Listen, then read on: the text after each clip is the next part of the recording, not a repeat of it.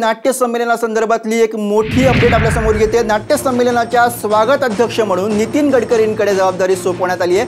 22 ते 25 फेब्रुवारीला नागपूरमध्ये 99वे अखिल भारतीय मराठी नाट्य संमेलन होणार आहे आणि संमेलनामध्ये प्रमुख अतिथी मुख्यमंत्री देवेंद्र फडणवीस असणार आहेत।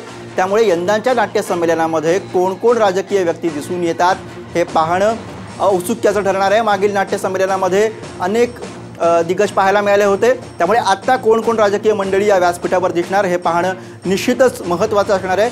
यावर बोलण्यासाठी आपला प्रतिनिधी वैदेही काणेकर आपल्याबरोबर आहेत। वैदेही, काय माहिती मिळते, कोण कोण उपस्थित राहणार?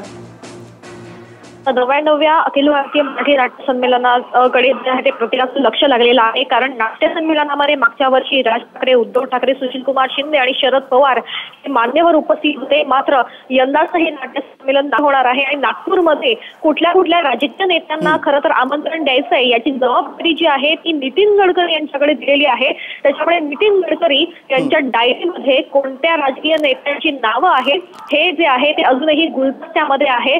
शिवाय 2019 निवडणूक जी आहे अवघ्या काही दिवसांवर ठेपलेली आहे आणि याच सगळ्या पार्श्वभूमीवर आपल्या व्यासपीठावर किंवा मंचावर जे आहे भाजपचे हे दिग्गज नेते कोणत्या नेत्यांना हा मंच जो आहे ते शेअर करणार आहे हे देखील पाहणं तितकंच महत्त्वाचं ठरणार आहे। अर्थात वैदेही, धन्यवाद तू दिलेल्या सगळ्या माहितीसाठी।